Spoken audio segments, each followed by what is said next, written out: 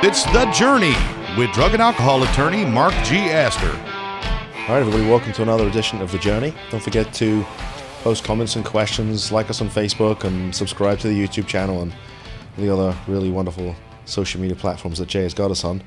I'm super excited to have as my guest Blake Cohen. Welcome, Blake. Thank you, sir. And what's cool about this is that I came on your show, what was it, about a year and a half ago? Yeah. 2 years ago? Yeah, about a year and a half ago. And now you're working for Recovery Unplugged, one of our favorite places with my girl Sahar. Yep. And you've written a really cool book, so I'm going to hold this up because over the weekend I had just an opportunity to read the foreword, the introduction. Well, it's the prologue, but I didn't want to call it a prologue because everybody skips a prologue, so I called it But First. Well, actually, people should. That's actually, I think if you don't read that, you kind of miss the whole point of the book. I know. And that's why I changed the name. No one reads a prologue. It's what I would call a short and sweet read. Like it's long enough where there's good content, but it's short enough that it really just sort of keeps you wanting to read a bit more. And that was the whole goal. So I'm glad you brought me a copy of this because I'm going to read the rest of it. Awesome. It's really, really good. So if you want, I'll sign it for you. Well, you know what? Seeing as though you're probably going to be famous at some point, I probably might have to have you sign it. Jay's even given us a pen. We got a pen coming. How about that? All right, we'll sign it after. So I know that you are you're a certified addictions professional. Mm-hmm.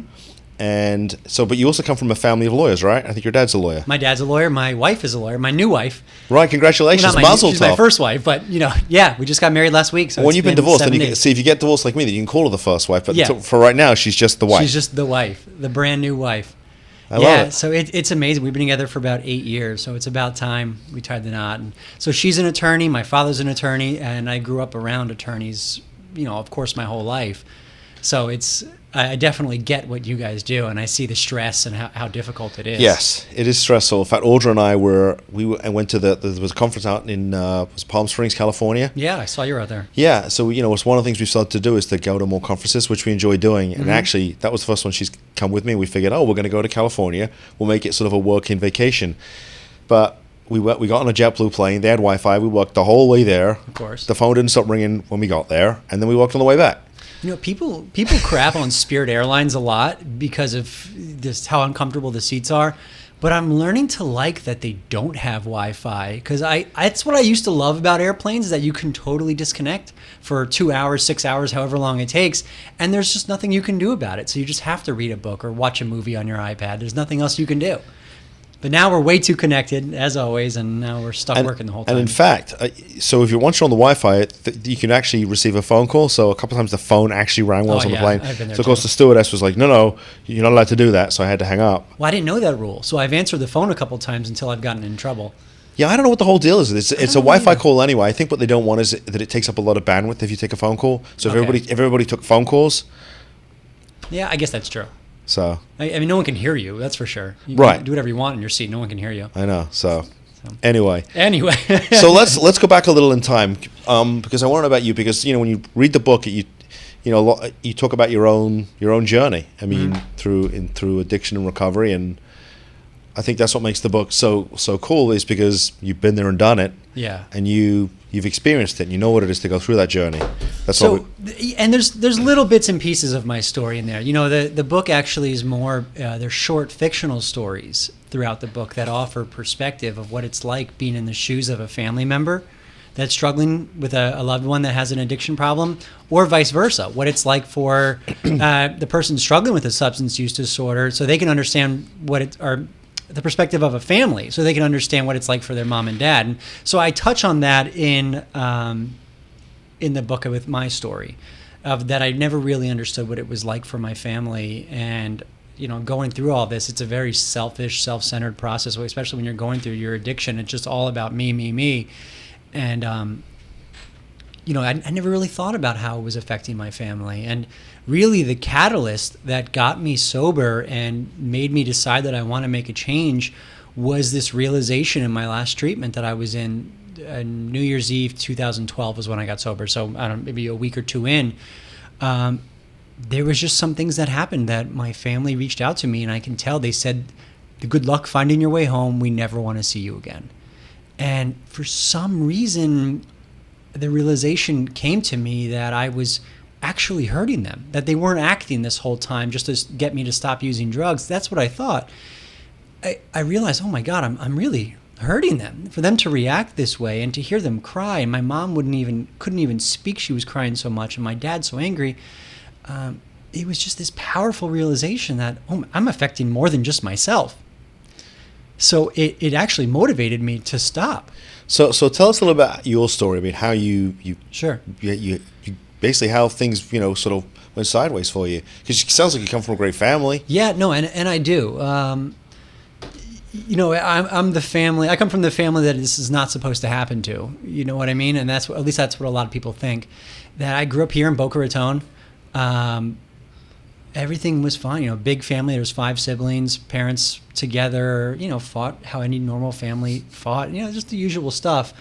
But eventually, I started noticing little things. Some family members using substances. My older brother being arrested a couple times and having issues and going to treatment a few times. But it was never really talked about in my house what was going on. So I didn't really understand why or what was happening in the house, what substance abuse was, what addiction was. I didn't really get any of that. All I know is that inside I felt like I had no idea who I was growing up. And I know that I loved getting attention from other people. And I loved acting out. I used to watch the show Jackass and be like, I want to be those guys. So how appropriate, right? The Brandon Novak is. Yeah. Weird. It came full circle. Right.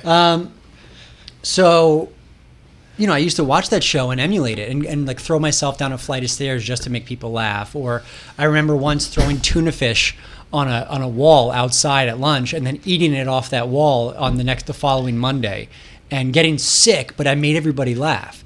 And so I was really attention seeking, and I learned to be a chameleon and become whoever everyone else wanted me to be. So, depending on who I was hanging out with, I became the person that they wanted me to be, and never really developed an identity. So when I found alcohol was my first thing that I tried, it felt so good. And I got blackout drunk, and I cried in my girlfriend's baby blue VW Bug on the way home. I have no idea why I cried. I fell asleep going up the stairs, fell asleep on the stairs. I have no idea how that happened.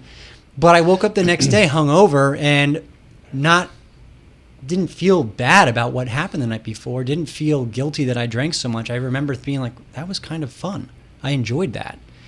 And then then I tried marijuana, and the same type of thing happened where I, had a pretty bad experience my first time doing it. I went around at a party, smoked a little bit with some friends at a party for the first time, and I saw on TV when you smoke weed, you're supposed to be loving and be that hippie style and guy. The cool guy. Yeah, so I decided that I'm going to go hug everybody at this party, and I end up hugging the wrong guy's girlfriend. And the next thing I know, and there's still actually a dent in my friend's parents' wall. The next thing I know, my head's getting shoved through a wall. So I hugged the wrong guy's girlfriend, but I had this bad experience, and I wake up the next day going, wow, that really felt good. So from there, I started learning that I can kind of escape that want and that need to impress everybody and to be liked by everybody. I can escape that through substances. And as things developed, I tried pain pills. I had a surgery on my wrist, and that ended up kind of catapulting my love for pain pills. And then that went away for a bit. I didn't know how to get them. And then in college, on my 22nd birthday, somebody gave me a Roxycodone, and it was off. From that day on, I was just hooked. I fell in love. It just it fulfilled every hole that I had inside of me, or at least I thought it did. And it went off, man. And I don't like to get too much into the war stories, but I got arrested. I stole. I learned how to crack safes. I couldn't look at a person's purse, a woman's purse, without being like, what's inside there? Thinking about the cash or if there's pills hidden in there. Raided my parents' medicine cabinet multiple times and stole their pills, and they had some serious issues. My mom has some serious back issues and surgeries, and you would take her pain pills, and I would steal half of her pain pills. So then half of the month she can't get any more, and she's in agony. But I didn't really care at the time. Just the moral part of me was turned off. So I went to treatment a couple times, and luckily it stuck the second time for me. So how long did you spend in treatment? 90 days. Okay, first time or second time? Second time. Okay. First time, and I don't think this is anything against the first treatment center. Two things happened. The first treatment center, my family didn't realize. They sent me, it was a Christian treatment center, and I'm Jewish. My family didn't realize. They got a recommendation. They sent me to it had a very heavy Christian vibe to it. So there was people there trying to convert me, and I used that against it. I'm like, I got to get out of here. They're trying to convert me. What did you send me to? They want me to follow the steps, which apparently are all about Jesus, which is, of course, I exaggerated just because I wanted out of there. And I only spent 30 days there. 30 days and done. And I also somehow convinced my aftercare therapist there that I really didn't have a problem, that it really was something that just got away from me. And, I work in treatment now, and I know that there's all those patients who think they convinced their therapist, but I genuinely think I did. So I may have just been that manipulative. I don't know. But the second time was 90 days, and I fought it tooth and nail until about 24 days in, when someone basically put a mirror in front of my face and showed me everything that's wrong with me and every insecurity that I had, and finally told me that I'm a chameleon, and said that I was full of it, that I was just trying to impress everybody. I'm a people pleaser, and for some reason it broke me and got me serious about this, that I needed to really work on myself, and just kept going with it. So between my parents not wanting anything to do with me and me realizing how much I affected them, that was step one to helping me take it seriously. But I didn't realize how much work I had to do on myself. I thought that just meant to go to meetings and participate. And then this guy who kind of put a mirror in front of my face, and it was a group of guys actually, that's where I said, okay, I got some serious work to do if I want to make this work. Okay, so what did you do after you got out of treatment? So you did 90 days. Because I've noticed, a lot of people who work in our industry, they're in recovery, but what's really impressive about the people that we know is that they also, even if they've been in recovery 5, 10, 15 years, they seem to continually work at the sobriety. Mm-hmm. They go on to meetings, they have a sponsor, they need to go talk to somebody, they go talk to somebody. It's like they're constantly working on it, and it's just so... You're right. Yeah, sometimes I feel, I don't know, I'm so impressed and, I don't know, humbled by some of the people that I get to see. No, and that's a beautiful way to put it, and it is humbling. And I'm still humbled by people who have got 40 years and are still there. There's a guy I can think of at my home group meeting, which I'm part of a 12-step program, and there's a guy I can think of that's never missed a meeting. He's in his chair every week, and he's got 42 years sober. And it's impressive to me how involved he still is. And it shows me how important it is for us to take our weekly medicine, if you want to call it that. Right. But for me, I got home, and I was willing to do whatever it took. The biggest thing where people fail, and I'll say this right now, and I stand by this, the biggest place where people fail is when they don't follow through with recommendations from the treatment center, when they think they got this. And that's the biggest mistake you could possibly make. Be open and take every suggestion that's made of you. So they suggested that I do intensive outpatient for a full year, and that I hit a meeting the day I get home. And that's exactly what I did. And I hit meetings, and I continued to go to meetings, and I got a sponsor, and I did the work, and I still do the work. And I have to stay involved for as long as I can. And it's not a chore anymore. Now I want to. So I did my year in an IOP, and learned a lot about myself, and was very proud when I finished that, and kept going with the community support stuff. That's amazing. Maybe share with us a little bit about the whole family dynamics, because actually it's interesting. About an hour before we sat down to chat, I've got a young man. We filed the Marchman Act down in Dade County. Okay. And the kid is very upset with his parents. He's telling him he's never going to talk to him again. As soon as he gets out, he's jumping on a bus. He's going, well, they'll never find him again. And they feel terribly guilty about the fact, they've hired a lawyer to keep their kid at a hospital where he was Baker acted to. And they're having a tough time dealing with it. And I said, look, John, can just tell you from experience that this is not abnormal for, your son to respond this way. Mm-hmm. But I've also seen the opposite, where they spend 90 days in treatment and they make a complete 180, and it's a different human being. I said, we've got to get them there first. Yeah. So maybe talk about how your family was, because you said you didn't even realize you were hurting them. Yeah, no, I didn't even realize I was hurting them. And I always, it's weird, I always thought that they were pretending to be upset because they wanted me to stop. and that it really didn't affect them that much, because as much as they were hurt by what I was doing all along, which I know now that they were hurt, they also bailed me out of every situation. And no matter what happened, they were always there to kind of catch me whenever I fell. So I just assumed it wasn't that big of a deal, that they were able to stop and to help me every step of the way, that it's just really no big deal for them. And I didn't realize the emotional toll it was taking on them. You know, my mom didn't speak to me almost the entire second treatment. I don't think she spoke with a therapist. I don't think she spoke to anybody. She was so upset with me. You know, more than just my parents, though, it was my siblings. That coming home and my baby sister, who she looks up to me, and I'm this guy who's abusing drugs and, you know, cheating on his girlfriend and doing all these things I shouldn't be doing, that are out of my character and not who she looks up to. And it was that really hurt me too, and she didn't talk to me for a while. So it was tough. I also come from a family that up until recently, I would say, denies. They want to just brush this under the rug and not talk about it. It's still the old school belief that this is taboo to talk about. Do you think that's addiction. A Jewish community thing, a Jewish thing? Yeah, I mean, having, you know, I was raised in an Orthodox family, and there were just certain things you didn't talk about in the family. And now I sit on the board over at Jewish Family Services, and and we have a sort of subcommittee. Actually, so you know Sharon Burns Carter, I'm on the committee with her. It's a committee for, you know, for substance abuse.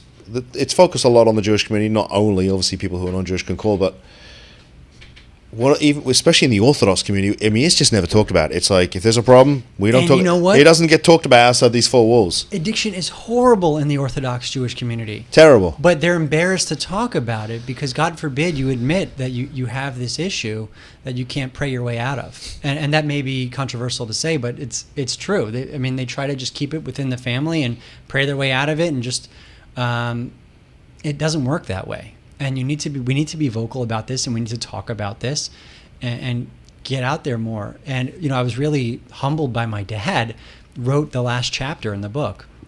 He wrote about his experience. Because like I said, the book is all about the entire family's experience, and it's told through fictional stories. But there's some messages from me at the end. So my intro is a little bit about my story. And then my dad wrote a short chapter about his experience. And, you know, we don't talk about this stuff in my family. I mean, my dad and I never had a conversation of what it was like for him.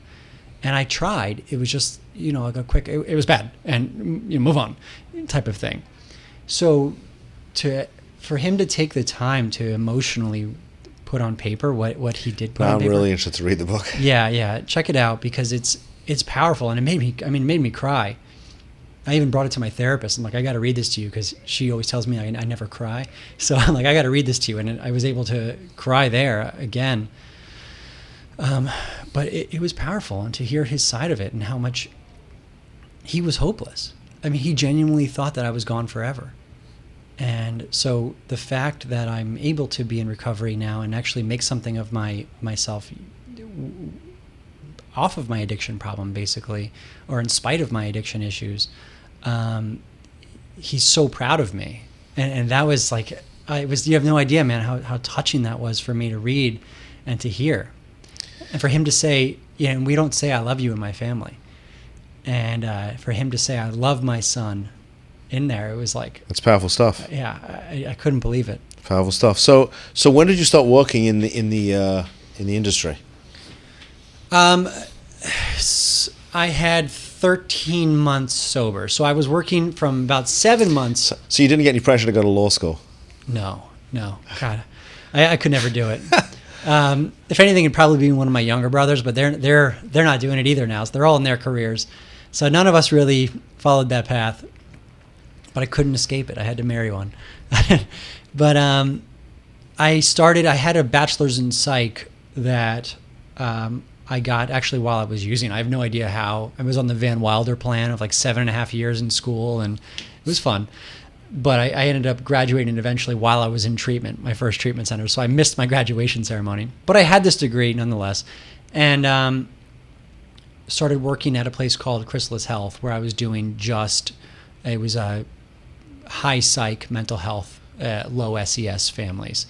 So I was working with these severely mentally ill population, schizophrenics running out of the room because there's a ghost in there, stuff like that. It was really severe. So I started in the field there. They ended up closing down because of lack of funding, and then moved on to the drug and alcohol, the private sector of drug and alcohol treatment. And I'm very lucky that actually the person who wrote the foreword for the book is one of my mentors, Dr. Jeffrey Huttman, he's in a private practice right now in Boca, actually. He was the CEO of the treatment center I was working for before. Great clinician and even better mentor. And the first thing he said to me was, if you want to work in this field and be taken seriously, I need you to go get your CAP, which is Certified Addictions Professional. He's like, I need you to go enroll in school. He's like, if you want to move up in this company, you're going to do that. And I went and enrolled that night. I'm like, I'm not wasting any time. Let's do this. So how long does it take to become a certified addictions professional?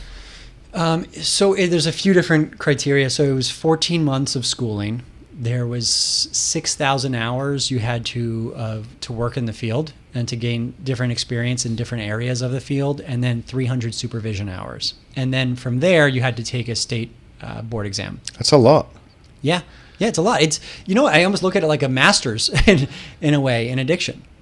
And I poke fun at it actually a little bit in the intro. I talk about because I failed the state board exam by 1 point. You did say that, and then you went and argued your point like every lawyer should do. Exactly. Because the question was ambiguous, and they said, "Hey, I was you're right." There was two. I swear to you, there was two answers for that one question. So I was right, and that was an even better victory than if I just passed the first time.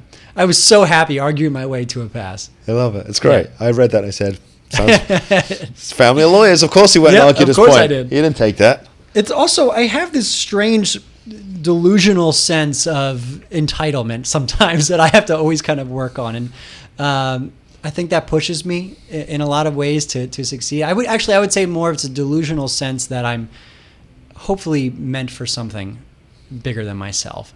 But sometimes it pops up in entitlement of me arguing to the board and, hey, I got my way. It's okay. Yeah. So let's look, because right now you're at Recovery Unplugged, right? Mm-hmm. Which is a very cool program. Awesome. It really is. So how long have you been there? I've been there, it's 8 months now. Okay. Yep. So I started there in October of 2018. So yeah, that's been, that's been like a huge journey. And I've never worked for a place that's been more like, hey, you do you. They just want me to do what I'm good at. They let me design this entire corporate wellness program where now I get to speak nationally all over the country, which obviously that's the definition of nationally. Hello. They let me go around all over the country and go into different companies and educate the employees on addiction and mental illness. And I get to go in there and talk about fostering a healthy work environment where people can talk about their issues and people feel comfortable getting the help that they need.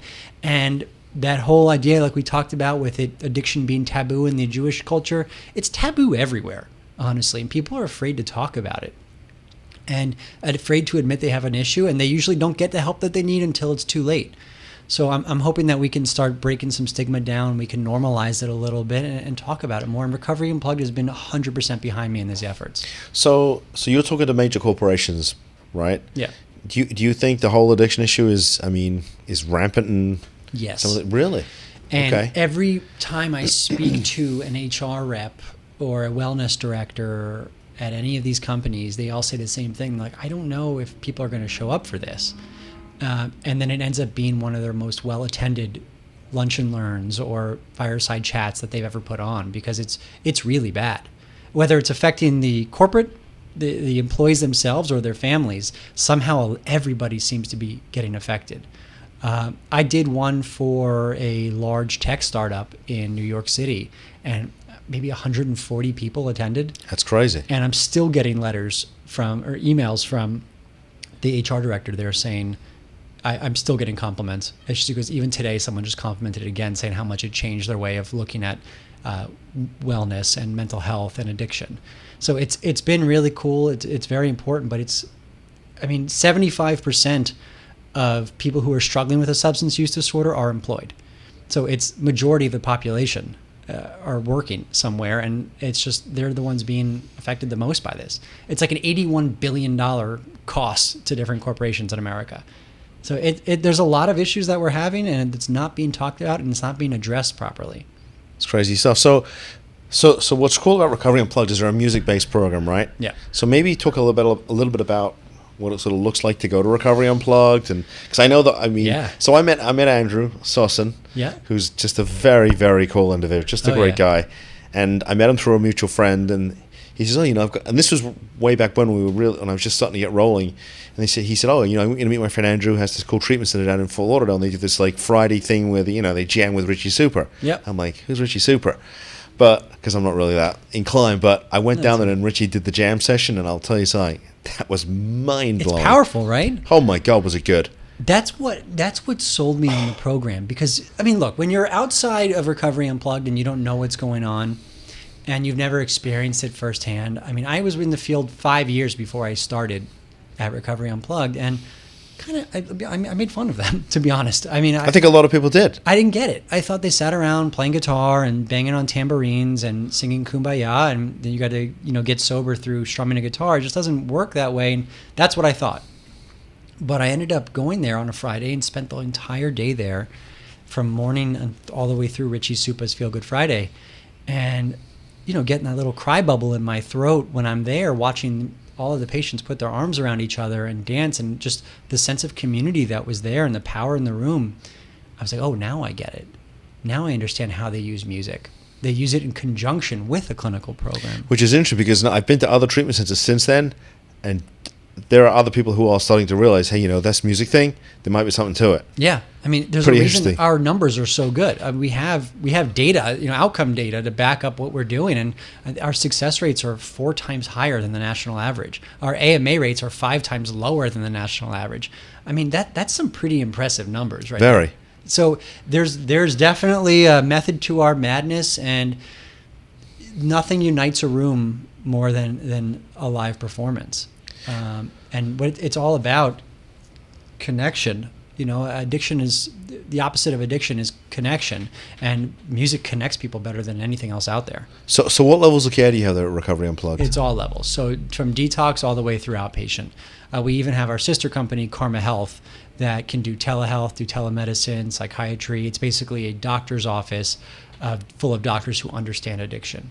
So there's one of those here in Pompano, and there's one of those in Austin, Texas.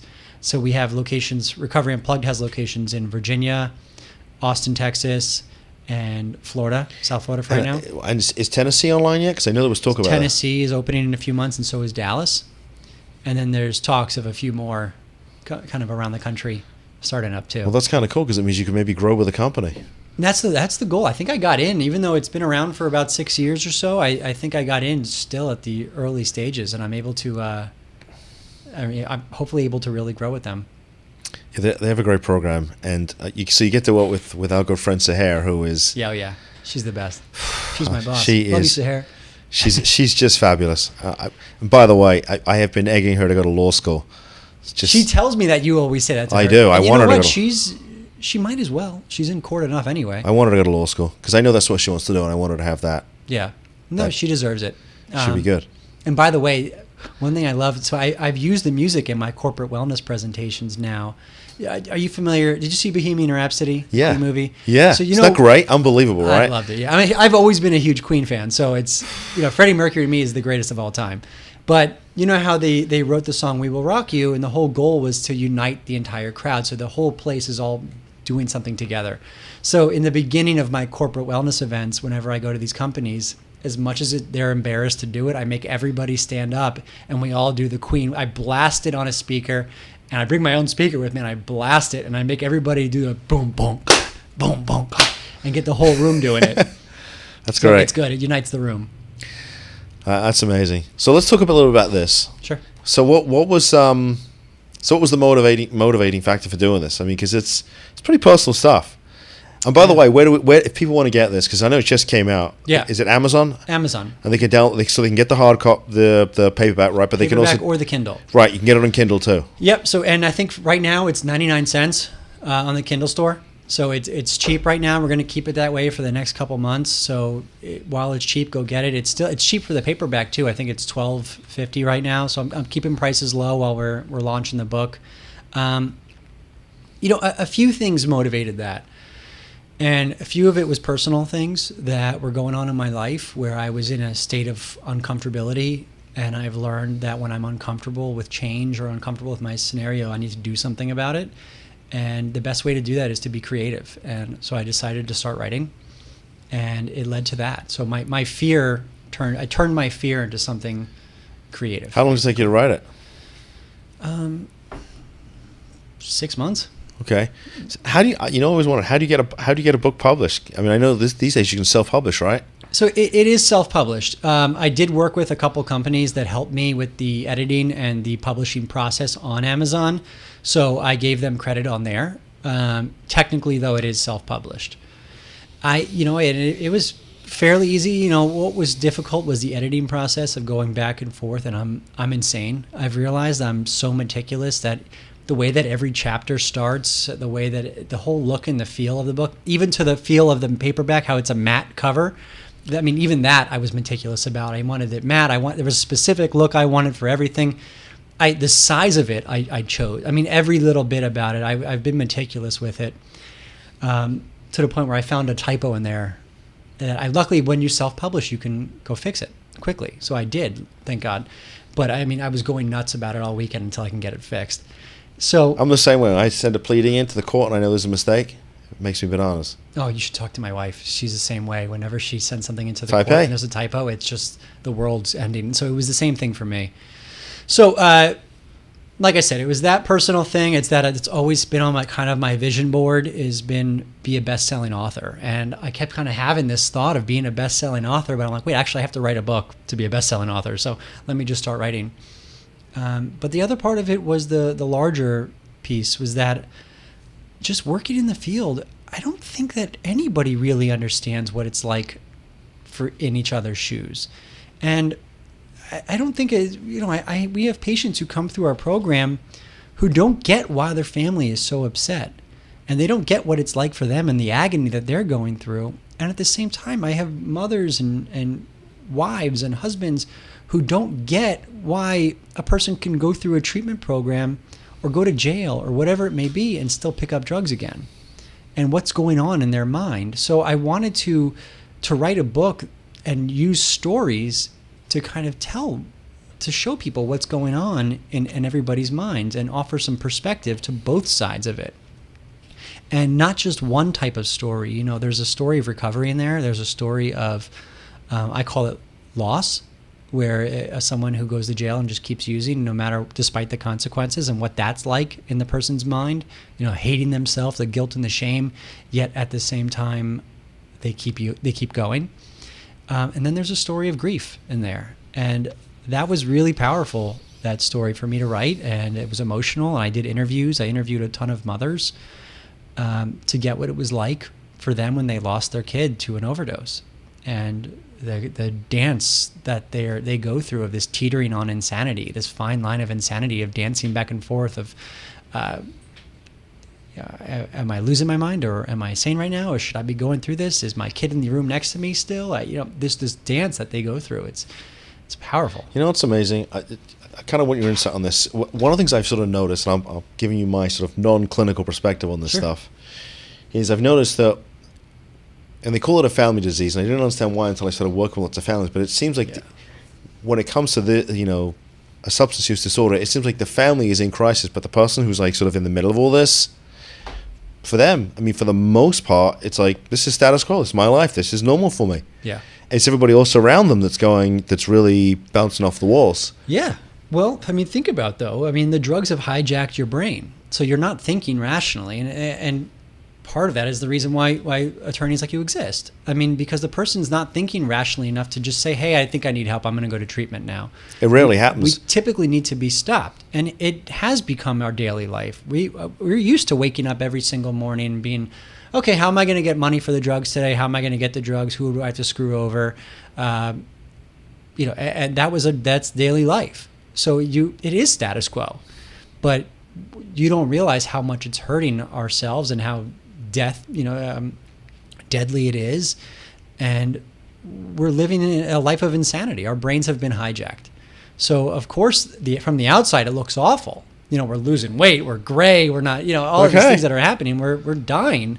but we don't even notice it because our brain is telling us the most important thing that we can do right now is go get high and keep using drugs.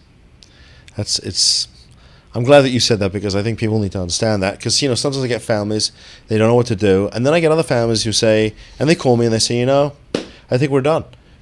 We've had, little Johnny or little Jane in treatment for, 3 or 4 times. There's been relapses and, we just feel like our child is that one that isn't going to ever get better. Mm-hmm. And which is understandable too, right? I mean, there's so many people who have this black and white viewpoint of how to treat a family member if they're going through this problem, where that you have to just keep loving them, never give up, or it's the opposite. You cut them off right away, and it's this very rigid viewpoint. And there is no right or wrong way to deal with it. It's a case by case basis.